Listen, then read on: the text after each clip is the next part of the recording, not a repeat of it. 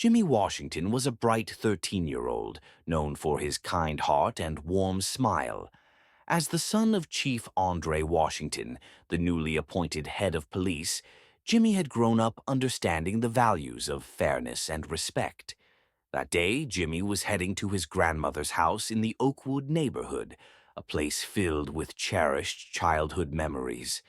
The crisp autumn air and the crunch of leaves underfoot made the walk especially pleasant.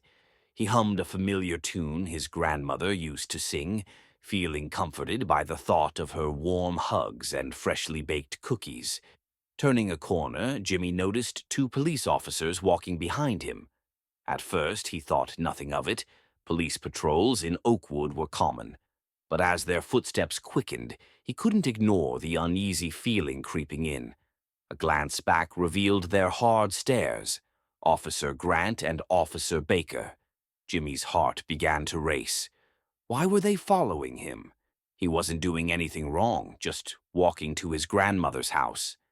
Deciding to call his father, he pulled out his phone. His hands trembled as he dialed. At the police station, Chief Washington was reviewing case files when his phone buzzed. Seeing Jimmy's name on the screen, he immediately picked up. "Hey, buddy, what's up?" he asked, keeping his tone light. "Dad," Jimmy whispered, "there are two officers following me. They're acting weird. I don't know what's going on." The chief's demeanor shifted instantly. He grabbed his keys and rushed to his car, leaving the precinct without another word. Meanwhile, the officers closed the distance. "Stop right there," Officer Grant barked.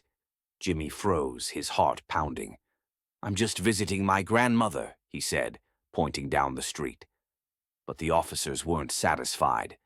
"What are you doing in this neighborhood?" Grant demanded. "You don't look like you belong here." Jimmy felt a lump in his throat. This was his neighborhood, too, a place he had spent countless weekends playing and riding his bike. "What's in your pockets?" Grant pressed. Jimmy hesitated, holding a small box containing a scarf he had bought for his grandmother. Before he could respond, Grant reached into his pocket and snatched it. "It's a gift for my grandma," Jimmy said, his voice shaking. Officer Baker looked uncomfortable but stayed silent as Grant continued his aggressive questioning. Just then, a black car screeched to a halt nearby. Chief Washington stepped out, his face a mix of anger and control. "What is going on here?" he demanded, his voice sharp. The officers turned, startled.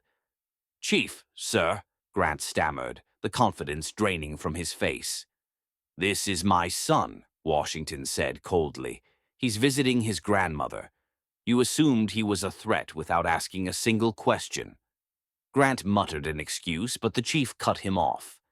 "Is this how you treat kids in this community? Would you do this to your own children?" Both officers looked down, shamefaced. "From now on," Washington said firmly, "you will treat every person in this community with respect. Today you made a grave mistake." The officers nodded, clearly regretful. Washington placed a reassuring hand on Jimmy's shoulder. "Let's go, son." As they walked away, Jimmy felt a surge of pride. His father had stood up for him, proving the importance of accountability and respect. It wasn't the end of the issue, but it was a step toward making Oakwood a safer, fairer place for everyone.